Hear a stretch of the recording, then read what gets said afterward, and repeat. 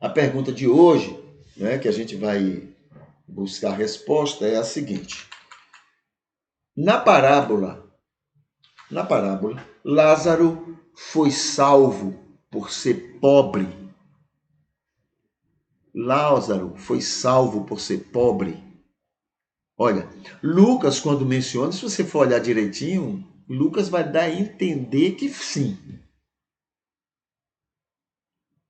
Ok? Olha, se você olhar direitinho o texto, os termos que são usados, você vai ver que esse é o caso. Mas a gente não pode avaliar pelo que Lucas escreveu. A gente tem que avaliar isso pelo contexto bíblico. Ok? Então, pelo texto, sim. Pelo texto, sim. Você vai, olha, é muito claro o que Lucas menciona. Agora, pelo contexto bíblico, não. Então vamos conversar um pouquinho sobre isso. No ensino bíblico, ninguém vai ser salvo para a eternidade com Deus pelo fato de ser pobre ou ser rico. Ninguém vai ser salvo por causa disto. Bem como ninguém vai para o inferno porque é pobre ou rico. Ninguém. Temos sempre lembrado que a única situação que vai condenar uma pessoa ao inferno eterno, ao tormento espiritual eterno, é não responder positivamente ao convencimento do Espírito. Ele convence todo ser humano de sua situação de pecado. 2. A resposta negativa que pode condenar uma pessoa a passar a eternidade banida da face do Senhor é ser convencido de pecado pelo Espírito e, mesmo assim, não querer mudar de situação, preferir continuar como está. Entendeu? Isso é condenável diante de Deus. A pessoa está convencida que é pecadora, mas isso não a leva a querer mudar. Ela prefere continuar como está. Isso aí é condenável. A Bíblia diz que não há perdão para isso. Me lembro de 3 respostas que me deram diante dessa situação. Uma, a pessoa me disse que se fosse necessário mudar de vida para ser salvo, ele preferiria ir para o inferno. Essa foi uma primeira pessoa, inclusive eu fiquei assustado com uma resposta dessa. Pastor, se para ir para o céu eu preciso mudar de vida, mesmo quando eu falo, vem na minha mente exatamente a fisionomia da pessoa, entendeu? Se eu tiver de mudar de vida para ser salvo, pastor, eu prefiro ir para o inferno. Segundo, outra pessoa, a pessoa me disse que se é muita gente que vai para o inferno, então estava tudo bem para ele. Não queria ir para o céu. Me veio também à memória a fisionomia da pessoa. Pastor, é somente eu que vou para o céu? Somente eu iria para o inferno? Eu disse, não, a Bíblia diz que é muita gente. Ele disse, então tá legal, pastor. Tá bom demais. Muita gente vai. Terceiro, a resposta foi que a pessoa preferia ir para o inferno, pois seus amigos estariam por lá, não no céu. A pessoa olhou para mim e disse assim, pastor, pessoalmente eu prefiro ir para o inferno. Eu disse, é mesmo? Por quê? Aí ela disse, porque meus amigos vão para lá. Eu quero encontrar eles na eternidade.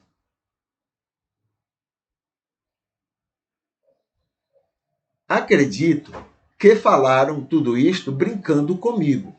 É o que eu acredito, porque eu acho difícil, mesmo que seja uma verdade no coração da pessoa, é muito difícil uma pessoa assumir falar sem dizer, né? Então eu achava não, até hoje acho que eles estavam brincando, falando uma verdade através de uma brincadeira.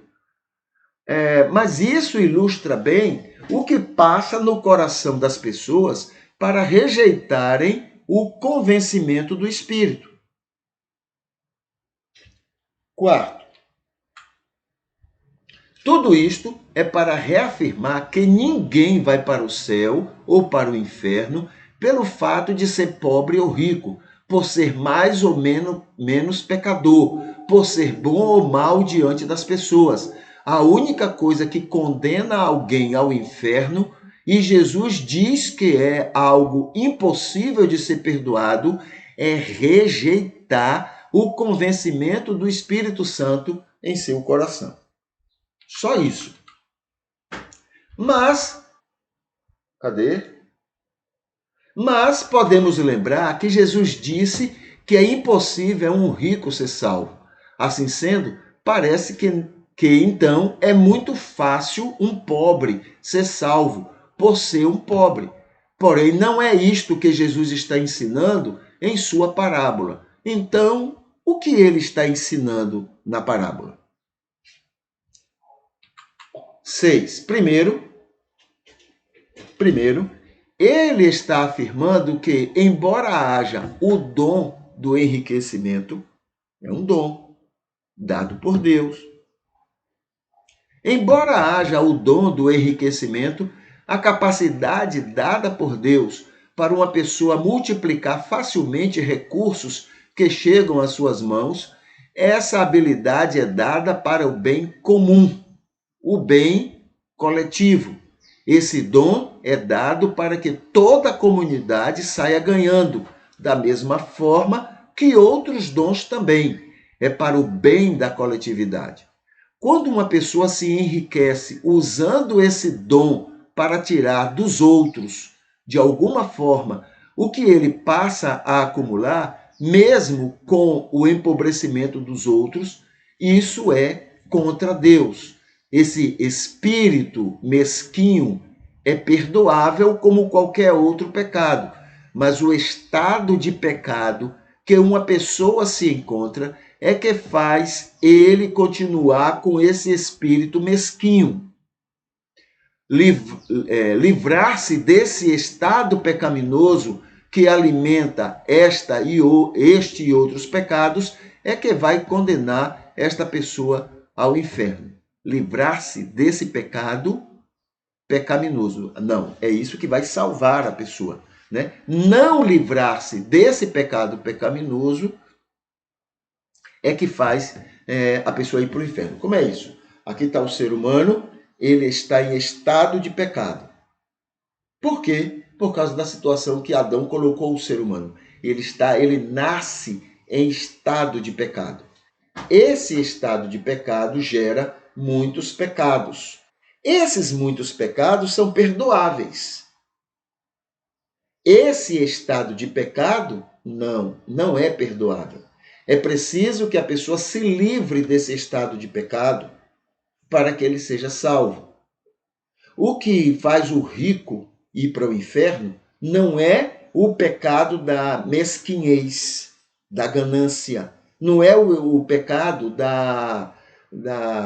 do desamor ao coletivo. Entendeu? Não é isso aqui que leva o indivíduo rico a ir para o inferno. O que leva é esse estado de pecado que faz com que ele se mantenha mesquinho. Ok? Então, ele vai para o inferno não por causa da mesquinhez, mas ele vai para o inferno porque ele se mantém no estado de pecado. Esse estado de pecado deixando de existir, essa mesquinhez deixa de existir, como aconteceu com Zaqueu. Porque quem alimenta essa mesquinhez é o estado de pecado. Compreende? Então é isso que temos que ter em mente. O que mais? 7.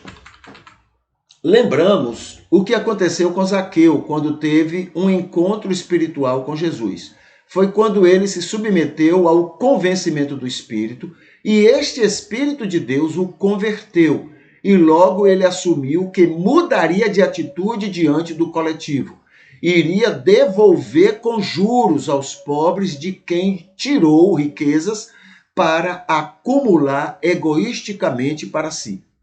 Zaqueu não foi salvo por abrir mão do espírito egoísta do enriquecimento, mas ao contrário, abriu mão desse espírito maligno por ter se submetido ao convencimento do Espírito em sua vida. Quando o Espírito convence, aqui está o estado de pecado, né? E aqui estão os vários pecados.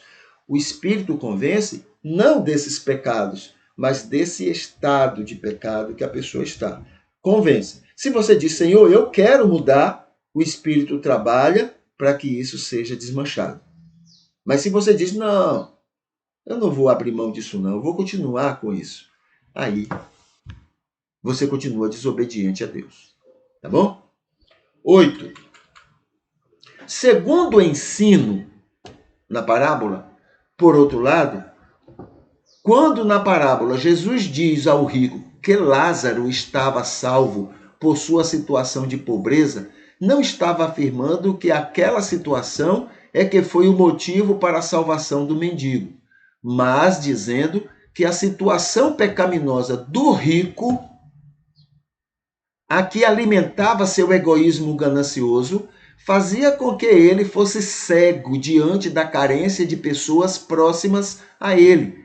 O fazia indiferente às necessidades dos outros. Era um grande sinal do quão distante de Deus o rico estava e depois da morte iria continuar por toda a eternidade.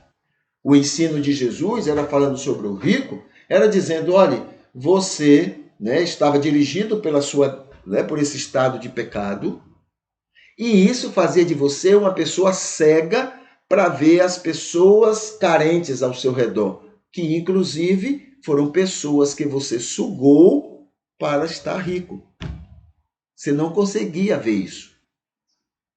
Recentemente, a rainha da Inglaterra, mandou um recado para Petrópolis dizendo, lamentamos a situação que vocês estão passando, viu? Que pena.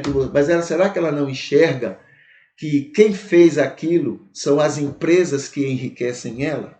Porque ela é sócia, ela é dona de muita coisa que está aí e estragando o clima. E é isso que está produzindo todo esse problema do clima. Percebe? Então, o texto está dizendo, olha, você, falando para o rico, você estava diante dele e você não deu a mínima. Você estava envolvido com você, o seu egoísmo era com você, era para você enriquecer. Não importa se tinha gente na fila do osso, não importa se tinha gente passando fome, você estava preocupado, era com você, enriquecer mais. É isso que o texto está ensinando. Tá bom? 9. Parábola é assim. É uma história que pode ser real ou não, mas que oferece ilustração para um ou dois ensinos. Não é correto usar detalhes dela para dizer o que Jesus não queria dizer, pois é apenas uma ilustração para um ou dois ensinos. E sempre Jesus deixava claro quais ensinos estava dando naquela ilustração. Isso é tão interessante que quando todos os ensinos, ele deixa claro que aqui, todas as parábolas, ele deixa claro o que é que ele está ensinando ali. É só você pegar a parábola e juntar com o que está acontecendo para que ele lembre da parábola. Entende? Um momento extra nisto é quando ele conta a parábola da semente. Então ele diz, olha, aí ele pega uma parábola só e ele faz vários ensinos. Então ele diz, o campo é o mundo. Ele está dando bem claro, explicando direitinho. O campo é o mundo. A semente é o evangelho, é a pregação. Não, isso aí é da semente, né? Muito bem. Então, são parábolas que ele vai e explica detalhes. Aí sim, ele está deixando claro o que é que ele está ensinando. Mas, no geral, ele usa para um ou dois ensinos. Você não pode ficar pegando detalhes, né? Então, por exemplo, por um detalhe, o rico só pode ser condenado se o pobre estiver na porta dele mendigando, porque é um detalhe da parábola. Né? Ele só pode ser condenado se ele pega migalhas da sua mesa que cai ao chão para dar para... São detalhes. Então você não pode fazer isso, porque quem conta a história não está dando espaço para isso. Né? É Jesus que está contando, então a gente tem que entender o que é que Jesus está dizendo com a parábola, e não o que nós queremos enxergar na parábola contada por Jesus. Tá bom? E décima preocupação, décimo item daquilo que estamos respondendo. Voltamos a afirmar: ninguém vai para o céu ou porque é pobre, embora por ser pobre não está sob o domínio do espírito da ganância. E isto já facilita um pouco para que esta pessoa se submeta ao convencimento do espírito, sem o medo de ter que distribuir suas riquezas com outras pessoas. Então, com o pobre já está mais fácil, porque não tem nada para distribuir, então é tranquilo. Né? O rico não, o rico tem uma dificuldade que é quando ele pensa, aí se eu for ser seguidor de Jesus, eu vou ter que abrir mão dessa riqueza minha e distribuir. Foi o que todo mundo percebeu. Né? Ademais, sem ter medo de distribuir suas riquezas com outras pessoas, já que não iria continuar a seduzir elas, as pessoas, a ficarem cada vez mais pobres, para contribuírem cada vez mais, para cada vez mais ficarem ricas. O que aconteceu com o jovem rico quando esteve com Jesus. Provavelmente vai, vende tudo que tem, dê aos pobres e me siga. Ele disse, isso aí tá difícil, tá complicado, né? Então, é nesse sentido que a gente diz. Então, o pobre, né? Lázaro foi salvo porque era pobre? Claro que não. Claro que não. Né? E não é esse o critério para ser salvo. Para ser salvo, o critério é não ter pecado. Embora seja pecador, não ter pecado. Como é que uma pessoa que é pecadora pode não ter pecado? Vou citar a mim, sou pecador. E até me considero mais pecador do que os outros, porque eu tenho tanta coisa. Tenho o Espírito Santo me ajudando, tenho uma nova natureza, tenho a mente de Cristo, tenho gratidão a Deus por tudo que Ele tem sido e tem feito comigo. Eu tenho 1000 motivos para não pecar, mas peco, então eu sou pior do que os outros. Mas acontece que todos os meus pecados já foram perdoados na cruz. Todos os pecados. Então quer dizer que eu sou pecador, mas eu não tenho pecados. E isso faz com que um indivíduo pecador como eu, indigno como eu, nesse momento, se eu morrer, eu vou ter uma eternidade com Jesus. Do mesmo jeito que eu, é o mesmo jeito de muita gente que está salva sobre a face da terra. Tá bom? Então essa é a nossa palavra para essa pergunta que temos para hoje.